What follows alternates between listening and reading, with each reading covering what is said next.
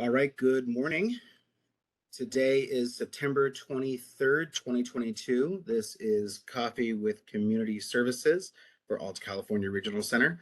My name is John Decker. I am the Director of Community Services, and as per usual, we'll introduce some of our staff that are on. So I saw Tara Sykes on here, so I'm going to start off with Tara as one of our service coordinators. Good morning, Tara.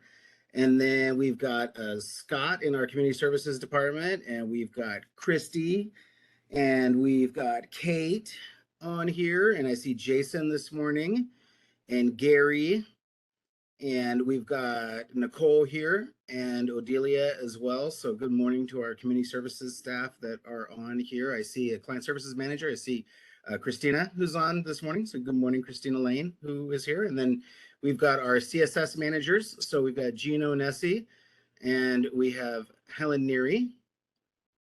I like saying that. And then we have Jordan Eller.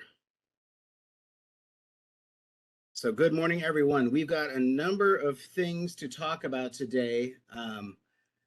And so let me go over what we've got. So for today, we have, and let's see, we've got enough folks on, I think, to get rolling here. We've got 48 folks on right now. Very good. And then Jennifer Bloom has joined us, Associate Client Services Director. And I think between Jennifer and I, we're going to try to figure out how to explain that SDP budget letter that came out from DDS last week. I think we both probably have a better idea of exactly what it says now. So for today, we're going to be discussing the newsletter that's going to be going out and the different languages that they would be going out in. We're going to be discussing the 6:37 public meeting that's going to be held today at 12:30. Hopefully some of you might be interested in going to lunch a little bit and then coming back and participating in our public meeting related to that request.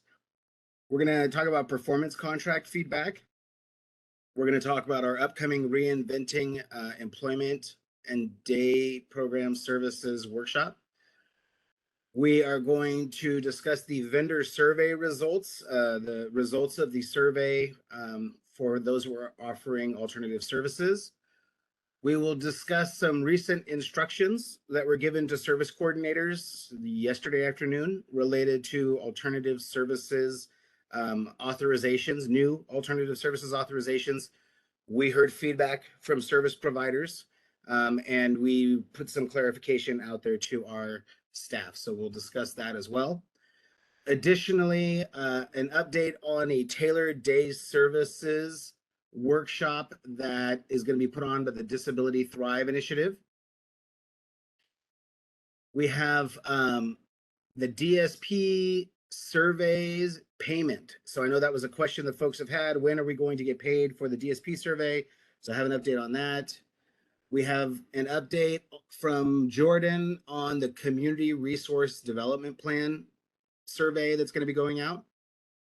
And I will say good morning to Dana as well, another one of our client services managers that I just saw pop up there. And we are going to be discussing, and I think that Carly's on. So once again, if we can talk about the employment workshop that's going to be going on over at Pride and share, if you can share your screen when we get to that point, that would be great. Probably promote that until the event occurs. And then again, I think Jennifer Bloom and I will share the SDP directive that came out related to the budgets and just talk about, you know, how that impacts, for example, co-occurring rate increases for service providers. So we'll talk a little bit about that. The new median rates are out. The community services specialists all got them, I think, this morning from Jordan. And so we'll talk about what that means. We had a meeting with our accounting department this morning. We typically meet with our accounting department every morning before we do a coffee with community services, because we want to provide you all with the most up-to-date information from our accounting department in addition to community services and case management. And I will also say I saw Rima on here. So good morning to Rima as well, who has joined us. So good morning, Rima. And Rima is our deaf and hard of hearing specialist. And I have Rima's infographics that she recently shared with our staff. And so I am going to share my screen and I will ask Rima when we get there in the agenda to talk about the infographics that we have. And again, we've got EVSH and CCH vendor forum coming up, so we'll discuss that as well. And as always, if there are any agenda items that you guys want to discuss, you can put it down in the chat and we'll do our best to answer it as we go through here. So first and foremost, I guess, I don't know, I kind of want to start by sharing the information that Rima gave us. And so I'm going to share my screen real quickly. And I wonder if Rima can talk about this document that she created and shared with our staff. Can share kind of what this is. Rima. I lost her. Oh, there she is.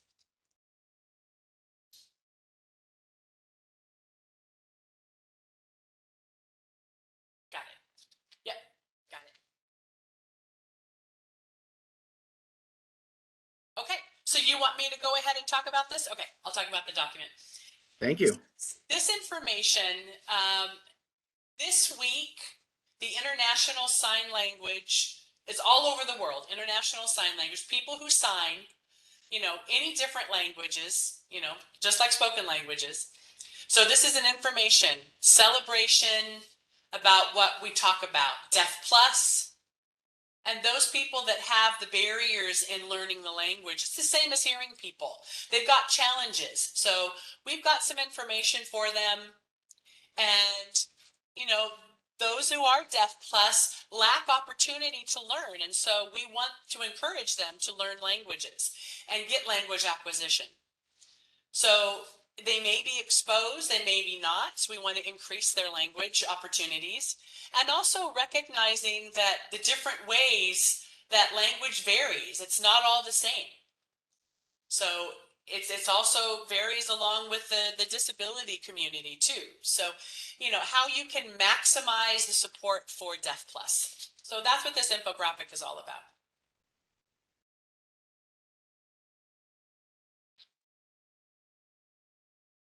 So this information is shared by the regional centers in the East Bay, which is pretty cool.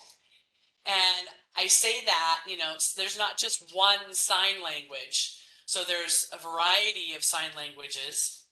And so we deaf people, typically we will share that information because we don't have access to the auditory information, news, water cooler communications. We get our information from sign, from other deaf people. And sometimes we may feel that, ooh, wow, okay, this information is a little too much, but you want to go down to the next one? You might feel maybe deaf people are pretty blunt, pretty rude. We're just very clear with the information that we want to say and we want to convey and our thoughts. We don't mince words, if you will. We don't want to leave out any information. We want to be true to what we're thinking about. So we're direct, but not rude. So we've got a lot of intersectionality within a deaf identity. And there's a whole host of identities within our community. And the last one is deaf gain. So a deaf person, we do have very rich experiences in our lives. It's not all of struggle. It's not all barriers. We still are very proud of our culture, our language, and who we are. And so we want people to look at us as being positive contributors and not pitied. Excellent.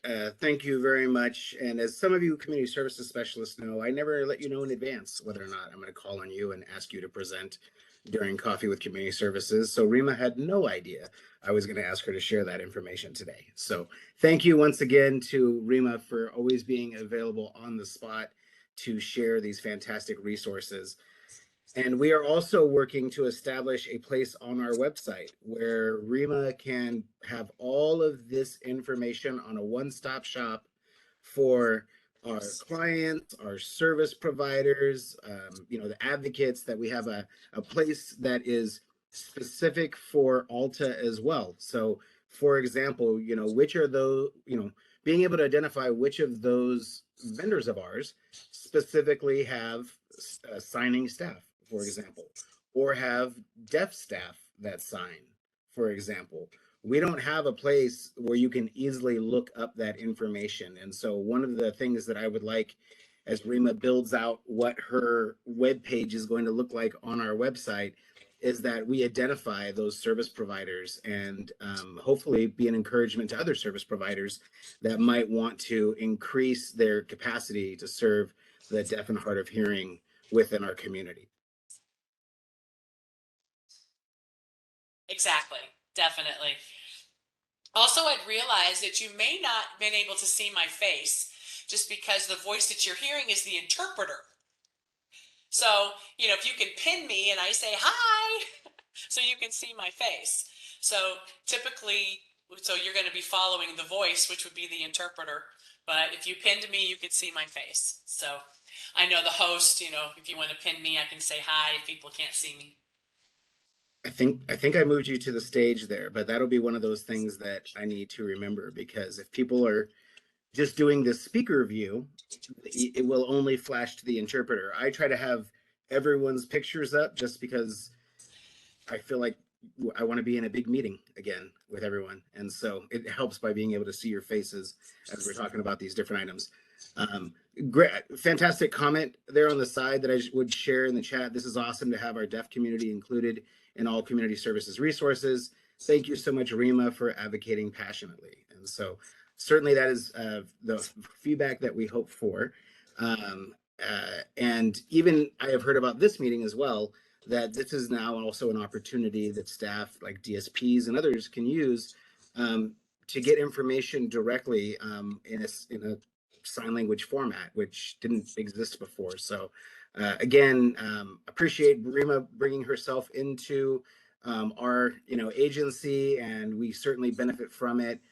And with that, I believe we also have ASL set up for our Reinventing Day Programs workshop as well. Yes. Yes. Awesome. Alrighty. We have a few more staff that joined while we were going over the two infographics. I hope that folks appreciate this stuff just as much as I think we all do at the Regional Center.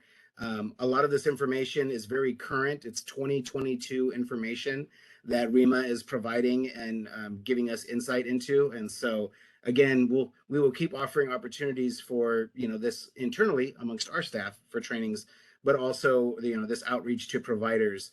I understand that we've had just one last thing for Rima. I understand that we've had a few more responses that were received to your survey that went out. Can you give us an idea of how many responses you've received now?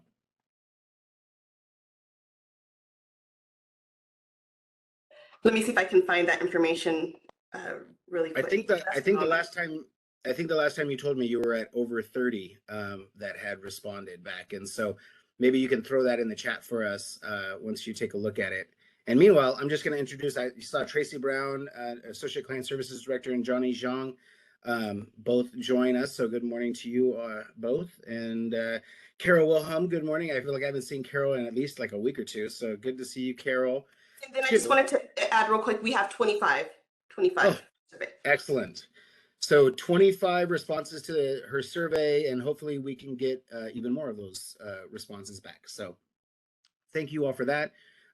With this, we are completing our newsletter as well, as I was mentioning. And so in doing the newsletter, we're looking at translating, and I think we're up to 8 languages now. We added Farsi, which we have 60 Farsi speakers at our regional center. And so we are adding that in to the translation as well. And let's see, we have a performance contract at the regional center every year. And within that performance contract, we lay out what the activities are going to be for the future year. So for example, a number of the activities that Carly is doing, like outreach activities to Chamber of Commerce and other places, are outlined within our performance contract. We've reached out to our provider advisory committee because last year our provider advisory committee was able to give us, I think, 3 different things that we put directly into our performance contract. And so what I would encourage everyone to do is, we are going to have an upcoming provider advisory committee meeting next month, and that information is always on our website as well. But would encourage folks that if they do want to provide us feedback on our performance contract, things that you think the regional center should be focusing on, then please do so. And so with that, there is going to be in the newsletter that's going out on the very front page, it's going to be a website or an email address, performance contract feedback at alterregional.org. So once again, performance contract feedback. And so you'll have an opportunity there to send an email directly over to our regional center with, again, things that you think that we should be prioritizing. All right. And let's see, we have our upcoming, I think we need a flyer for this. I just realized I don't think we have a flyer for our Reinventing Day Programming workshop. But we are going to have a Reinventing Day Programming workshop on October 12th, and it is going to be from 10 till 12, I believe. Does that sound right? Yeah, I see the staff nodding.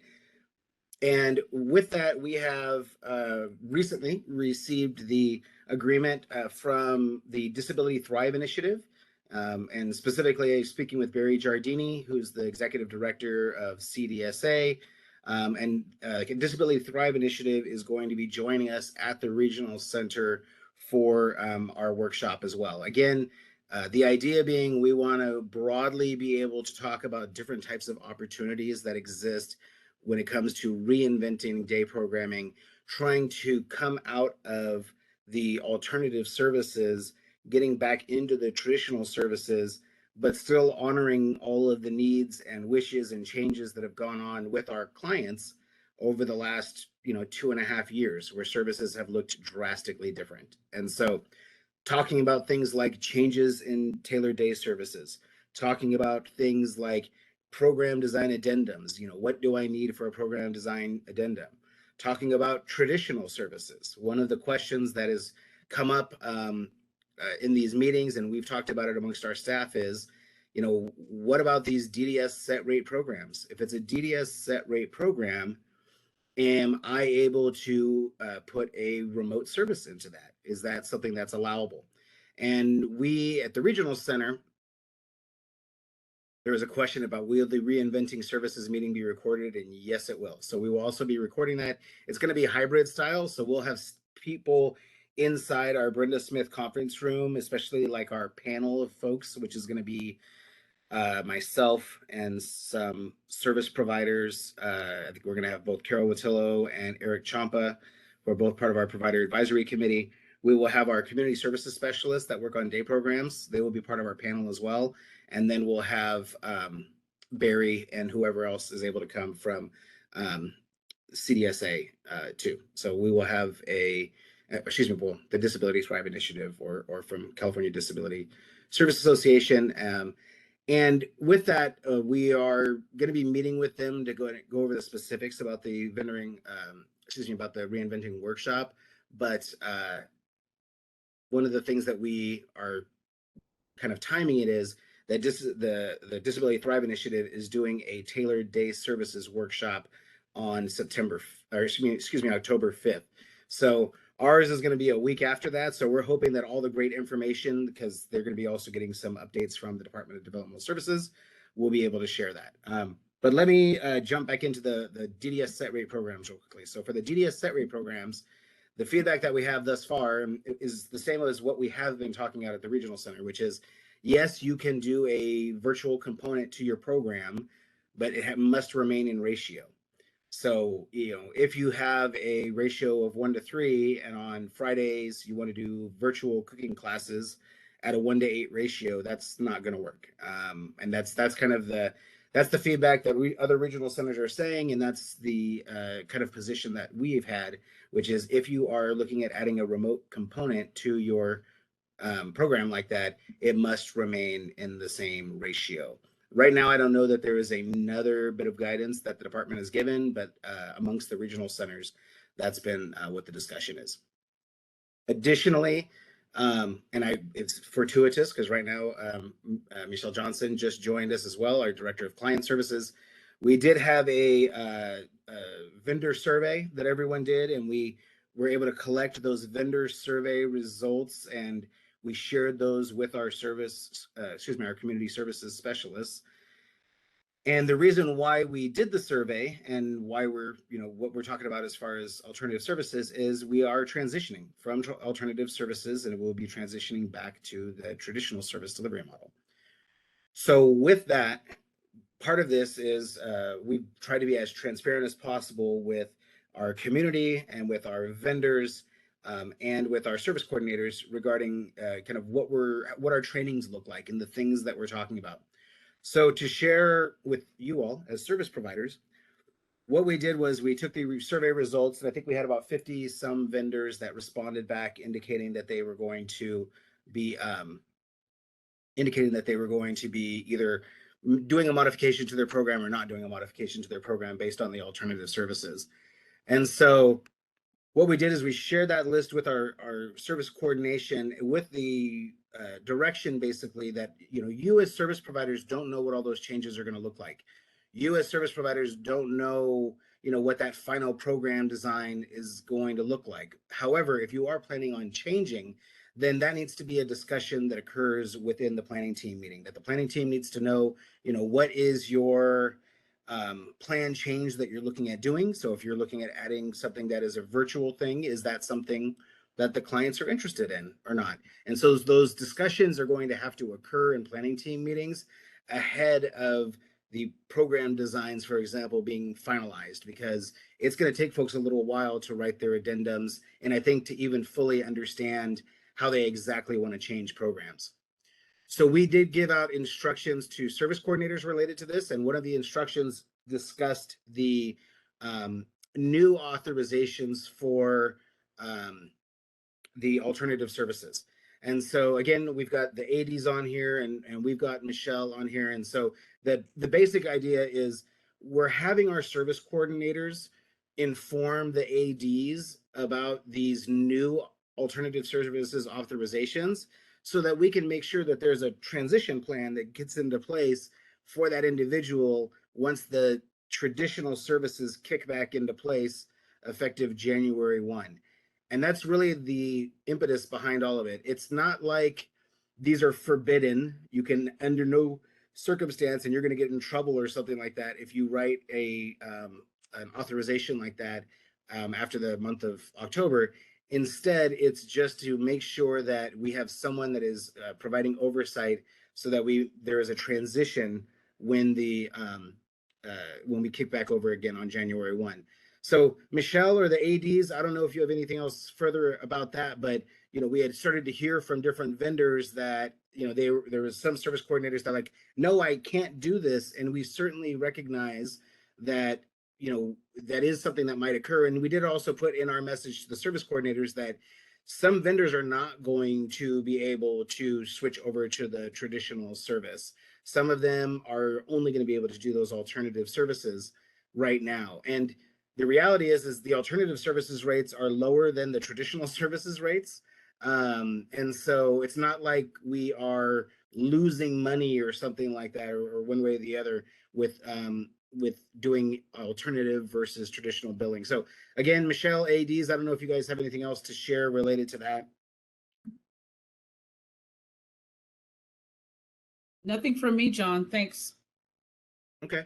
So I would like to, again, talking about the Reinventing Day program, this is all very closely tied together, right? Reinventing Day program, workshop, the vendor survey that went out, the warm transition from alternative services. So this is an opportunity, like if for you as a service provider, for example, have heard something different, I want to encourage service providers to reach out directly to that client services, the service coordinator and the client services manager, and just have that discussion with them. If you're hearing that it's outlawed for some reason to have a new alternative services authorization, that is certainly not the case. Again, we're just wanting to ensure that those transition plans are being made so that the client will have, the type of services that they're looking for come January.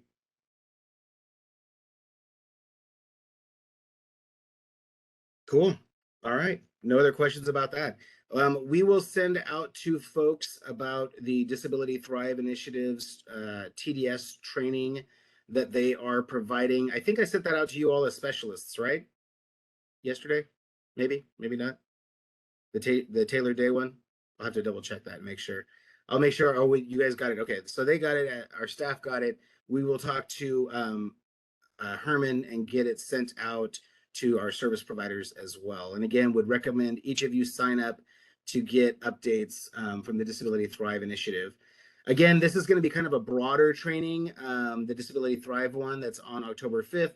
Ours is really going to be more focused towards like Alta California Regional Center vendors, and like kind of like what steps you can take and what steps we can all take to make this as painless as possible to make these modifications or changes to the programs. Alrighty, so again, we will send that out. It'll go out this week, or yeah, probably after Monday. I don't know that people read a lot of their emails that come out on Friday, but we'll send it out like on Monday or Tuesday. But save the date for those of you that are thinking about it. And DSP surveys. So last week I said that the DSP surveys, so each of you filled out, or many of you, I should say, not each of you, many of you filled out the DSP surveys from the Department of Developmental Services. Last week, I mentioned that we received our D1 budget allocation, and within that budget allocation is, I think, about $1.5 million towards this DSP surveys. So to me, I did the math. It's like about 125 vendors, it seemed like, that did the survey, which probably sounds about right. It was one of the largest numbers in the state. So with that being said, I reached out to the higher ups at DDS related to this, and I was told that the guidance will be given to Iqbal and I like as soon as possible. I think they were trying to get it out this week. We hope that it comes out today. Iqbal said, well, do you have the list of people that did the surveys so I can just pay them right now? And I said, well, we don't have the list of everyone that did the surveys, each vendor that did it. So we're going to have to wait until we get instructions from DDS. But I feel like it's close because we have the money allocated and we have been told that they are going to give us the instructions on how to pay everyone it out soon. So again, every week we will provide you an update on that, because for some of you, you might have filled out, multiple surveys for multiple different vendorizations you have. And that's a lot of money that people are wondering, where it's going. Any questions about that? Again, the DSP surveys, hopefully we'll have more information soon. Jordan, let's discuss what the CRDP survey is. All right, excellent. Good morning. It's almost the afternoon, and happy Friday to everybody. So it is that time of year for us that we are looking at developing our community resource development plan. And for those that may not be familiar, every year regional centers are required to develop a resource development plan, right? One plan is called the CPP plan, which is the community placement plan. And those would be new resource and services for individuals coming out of state operated facilities like Porterville Developmental Center or locked institutes for mental disease. The other part of that is really looking at all of our clients, right? All of the clients served by the regional centers to see what unmet needs we have in regards to services. So every year, the regional center puts out a survey to our stakeholders, right? We want to find out from our clients and our families, our vendors, our community partners, and our regional center staff, what they are seeing in regards to unmet needs in regards to services for our clients. So we are currently in the process of finalizing the survey questions. We are going to be having that translated into Spanish next week. So we will be sending out the survey at the beginning of October. Once it is sent out, we'll also give an announcement here at Coffee with Community Services so you guys are updated. And then once that survey is completed, we will gather all the data from our stakeholders and develop our annual proposed community placement plan and community resource plan to DDS. And so we will propose projects that we think that we would like to be awarded funds for. And then the department will let us know which ones will be granted, which projects we're actually going to be able to develop. So this is a very exciting time for CPP and CRDP. So we will keep you guys posted on as soon as that survey is sent out. So hopefully many of you can complete it. I know last year we got about 56 responses, so we're always hoping for more. So we'll keep you posted on exactly when that's sent out. Excellent. Thank you very much. And in the past, the Community Resource Development Plan has, brought a lot of really needed services to our area. We've brought in some crisis services. I know our dental clinic was, tied to some of those funds. And so again, just exciting. It Gosh, is. and go ahead, Jordan. Yeah. And I forgot to mention too that we, due to for transparency, we always post the results of our surveys and our annual projects and who's awarded those projects. So I put in the link if you guys want to see the results from last year. But as soon as we have the results for 2022, 2023, we will be adding that to our website probably in a couple months once we have all that data gathered and analyzed. Excellent. Thank you very much. Let's see. Additionally, I want to make sure Nicole is still on here. I have Nicole. There she is. She's waving, and let me get her to unmute herself real quick. So Nicole, can you explain a little bit about what's going on today at 12:30? Yes, good morning. So we have a public hearing that we will be hosting to review what's going on right now with our eligibility evaluations that are impacted by our psychologist vendors who provide diagnostic evaluations, whether an applicant might have autism or intellectual disability. So we are petitioning DDS to see if we can increase those provider rates to make sure that we have enough psychologist vendors available to provide that service to our client applicants. If we don't determine if there is a diagnosis, we aren't able to make an eligibility determination, and that then impacts our ability to serve individuals both with case management and through vendor services such as yours. So this is definitely something that is really important across the board to all of our community, both vendors and clients and applicants and regional center staff. So I'm hoping any of you who are interested can join us today at 12:30. Excellent. Thank you very much, Nicole. Nicole also did a very nice PowerPoint that we will be utilizing to go over some of the specifics of the 637 request. So again, thank you very much. This is a big part of Nicole's job is trying to ensure that we have enough services. It's really tough to find about quality of services, but we're really just trying to find enough these days and still, again, trying to maintain the quality, which is really challenging. So we are very optimistic about this opportunity. I have just heard about another regional center that had a 637 request approved within a month from the Department of Developmental Services, whereas in the past, folks have said that these take a really, really long time, but the department has requested that regional centers go about utilizing this process when it comes to solving some of these really challenging service need issues that are going on within our communities. So again, appreciate the work that Nicole has put into this as well. I know Camelia has also been very involved, our clinical director, and certainly very interested with it. I do want to share real quickly, we did get a message from the Department of Developmental Services, actually just got it right now. And so in real time, I will share it with you. And that is, and I'm hoping folks can see this, seeking nominations for an autism focus group. DDS is forming a first of its kind autism specific focus group of self-advocates, consumers, with the goal of enhancing the service experiences of children, youth, and adults on the autism spectrum. DDS is looking for youth and adults on the autism spectrum to participate in this new stakeholder group. And then they have a link for me to go in and click to make a nomination. If you as a service provider has someone that you feel would be a good self-advocate to participate in this group, please reach out to Zach Horch, and Zach is my assistant, and he will put his information in there in the chat. and we can make sure that your nomination gets in there. I guess they're doing nominations by October 21st of 2022. One thing many of you would recognize is that the department has really expanded their stakeholder input that they are receiving for projects that they are developing, initiatives that they're implementing. And with that, they want to make sure that they have a diverse group of clients that are providing stakeholder input. And so I think that's one of the ideas, is to have kind of a broader group of individuals that are providing input. And again, specifically for this one, it's on the autism side.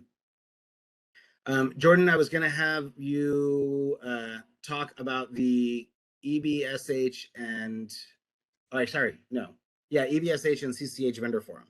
Yes, absolutely. So next week on the 29th, Thursday, from 10 a.m. to 12 p.m. here at the Regional Center, we are going to be having our quarterly EBSH and CCH vendor forum. For those who are not aware, EBSH is an advanced behavioral support home, and a CCH is a community crisis home. So I know our vendors had requested to meet in person. I think so they can probably do some collaborating and resource sharing. So we're excited to have folks come to the Regional Center. You will have opportunities to consult with your CSS specialist if you have questions about your programs and such. So looking forward to seeing folks there. Excellent. Thank you very much, Jordan. And again, would recommend to folks that if you are interested in EBSHs and CCHs, then when we put out those requests for proposals, come find out about them. Come find out about, these new service models that we're implementing. There was a question in the chat as to whether or not the flyer about DDS's stakeholders that they were seeking is on DDS's website. I think that's what that was about, and it is not on DDS's website. And so, again, if you know of someone that might be interested in participating in the stakeholder group, go ahead and email Zach, and I'll get the name, and then I can follow up with you with more information. We can even forward over the notice that came to me so you can take a look at it. Carly, are you able to share your screen with your graphic for the, okay, perfect. So let me have you do that now and remind folks about what's going on. All right, can everyone see my screen? All right, so on October 11th from 5 p.m. to 6:30 p.m., we are hosting our second quarterly Employment Corner workshop. This is designed to be a workshop geared towards clients and their families. Of course, providers are welcome to attend as well. This is just designed to, get information out there, help clients and their families understand more about competitive integrated employment, paid internship programs, benefits counseling, anything related to employment, really. What services are available for anyone interested in employment? Each time we do one of these, they will be done quarterly. We are going to hold them at a different location. The first one was held here at the Alta office. This one will be held at Pride Industries Roseville. There is an option to either be in person or virtual. Pride is also generously offering transportation to anyone who would like to attend in person but is unavailable to, or who does not have transportation available. And then Pamela Haney with Progressive Employment Concepts will be giving a presentation on benefits counseling at this presentation. I do want to note, I have heard that there have been some issues with the link. Some people it works for, some people it doesn't. So if it doesn't work for you, are you all seeing the registration screen, or are you still seeing the flyer? We're still seeing the flyer right now. But we did see that it looked like it went to go open up something when you clicked on it. Okay. Oh, yeah, so this is the, there you go. Yeah, this is the screen it should take you to when you click on that link. If you're hearing from anyone that it's not working, or if it's not working for you, please just let me know and I'll send you a new link. Some people it works for, some people it doesn't. I don't know why. That's technology. If you or a client that you know of does need transportation, I do need to know no later than September 29th so that Pride can get that arranged. So please share this with your clients and their families, anyone who you think may be interested in learning more about employment. Excellent. And I am going to now share my screen because I always share DDS's events calendar, but I don't think I really talk about it as much here. And so I want to make sure that folks know that there's a place that you can go to that's one of the few that's, I would say, super easy to navigate to on our website. So I'm going to share my screen real quick. And that's not the screen I want to share. There we go. Let's see. There we go. All right. Are we seeing our website? Yes. All right. So go to menu and go to events and calendars. So what do we have right here? Virtual public hearing. So this is Nicole just got done talking about this. We've got some information about Reach Sunrise support groups. We've got the employment corner. So you just heard Carly talk about that one that's right there. And then we've got some outreach activities that we're participating in community events. So we have the Auburn Big Time Powwow on here. Let's see. We've got, I don't actually speak that language. I'd have a hard time telling you which one that one is specifically. Hispanic Heritage Month as well. John? Yes, that's go right ahead. That's the state council's doing a self-determination orientation in Vietnamese. And so we're promoting that internally. We've sent it Everbridge message going out to our families, but that's about the SDP orientation that state council does, the live orientation, and they're doing one in Vietnamese. Cool. And while I was sharing my screen, I hope you were able to look at it, but to remember for our website as well, you can always choose your language, and it has a relatively good translation feature on it for our website as well. The La Familia thing that's coming up here in, when is that? September 23rd for the Celebration Health Fair. And we have California Hands and Voices, so they've got theirs on here. So again, there's a number of different things on here on our website, and just want to encourage folks to jump on there and look at our event calendar. We send out MailChimp invites to all of these activities, but just want to make sure that folks know how to easily access it on our website. Jennifer Bloom, shall we go over this directive here about the self-determination program adjustments to individual budgets? Sure. I'm going to Let's share do my it. screen. Okay. And so we were waiting for this one for a while, right? I think Tracy had mentioned that to me previously, that we had not received this, and we were waiting for something in specific in writing that gave us some guidance. So this is a regional center. This is the regional center executive directors. It's related to the self-determination program adjustments to the individual budgets. I think most folks know what an individual budget is, but would you just maybe be able to summarize real quickly what an individual budget is for people? Sure. The individual budget is the budget that's determined by the planning team that includes funds to meet the assessed needs of our clients or the SDP participant. Excellent. And so in this particular case, there is a law that is discussed here. And so this is, in essence, this is guidance to adjusting for the self-determination's participants' individual budget when there are rate adjustments for vendor service providers. So all of you vendor service providers went through the rate study. Some of you vendor service providers saw an April rate increase, some.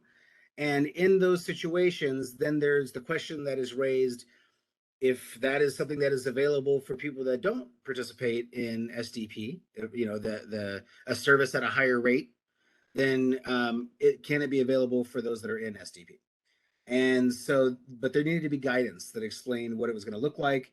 So consistent with Welfare Institutions Code 4685.8 at SEC there, which requires regional center certification that expenditures for the individual budget, including any adjustments, would have occurred regardless of the individual's participation in SDP, which we just got done talking about.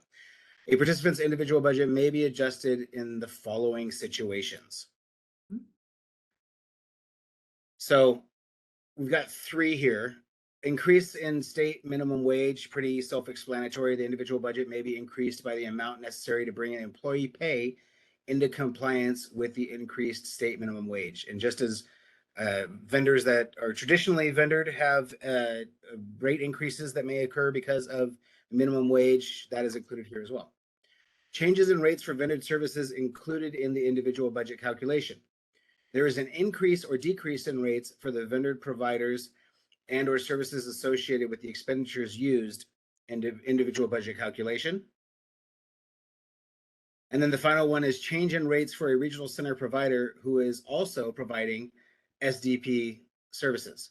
So the participant purchases SDP services from a provider who is also a regional center vendor provider, and that participant and provider have agreed to a rate for SDP services that is equal to or based on a percentage of the provider's rate established through their vendorization. So those are the three different categories. So context-wise, or how does this answer questions that have been lingering out there, Jennifer?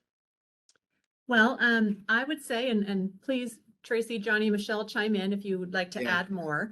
But we've been wondering, you know, once we certify a budget and we move forward and the planning team moves forward with a spending plan and identifies the funds to be expended for various services and supports, we've wondered when there are changes, do we go back and adjust the budget? Do we not? Does this qualify as a change in circumstance?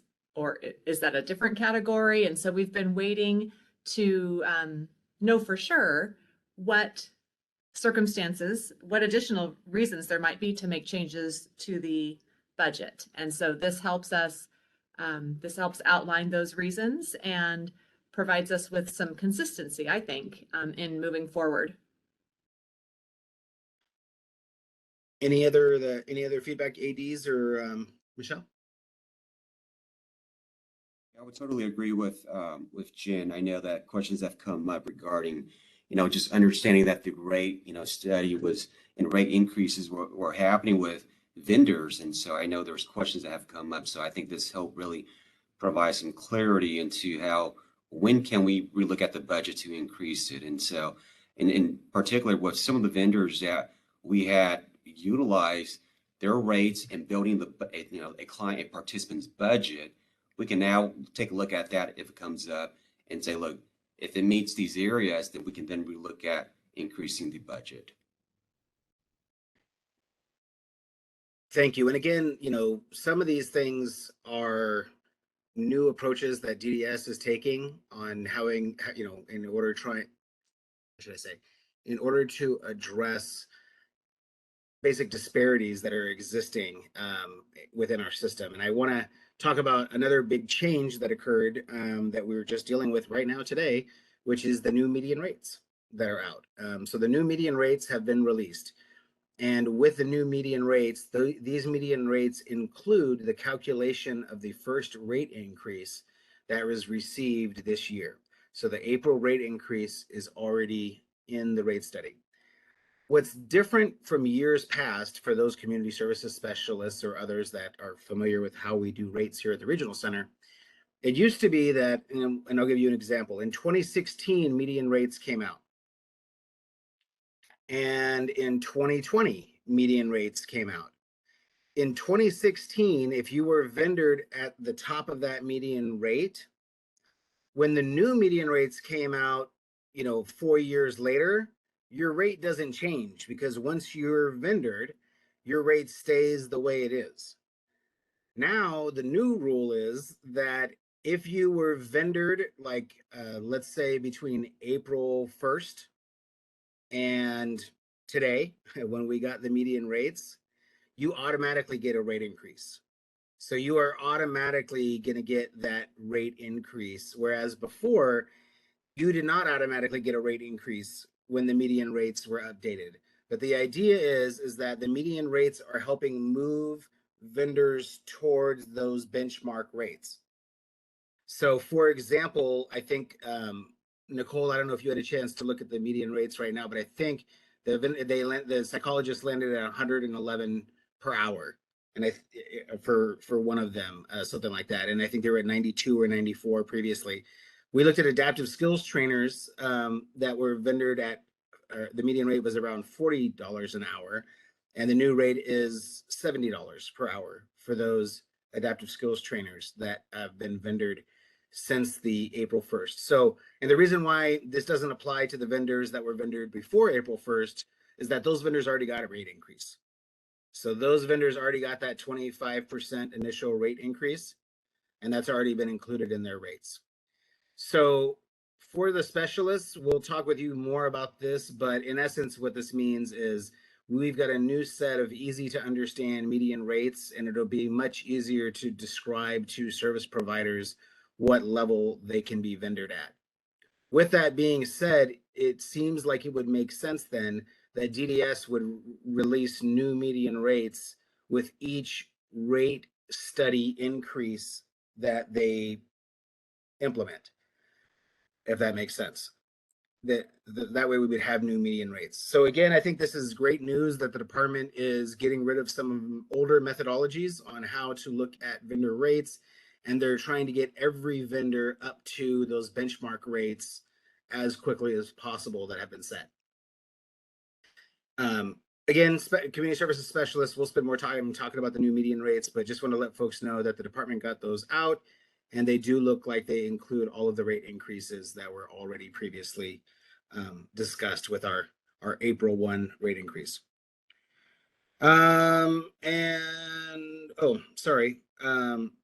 Maureen Fitzgerald asked the question or commented in here that the DDS memo is posted at DDS's website under the regional center directives. Yes, so that one is posted on our DDS's website. They have all their directives there, and I'll make sure that folks know where you can find things on DDS's website.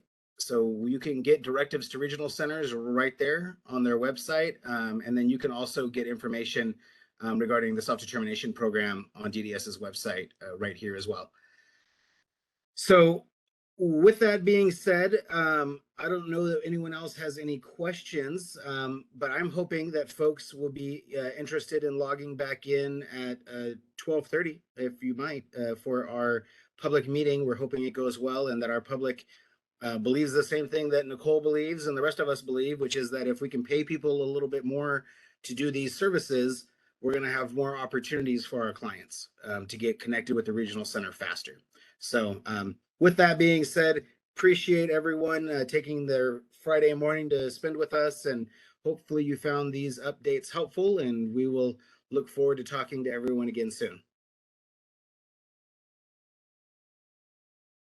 All right. Thank you very much, folks. Have a good one. And we will post this recording on our website, of course.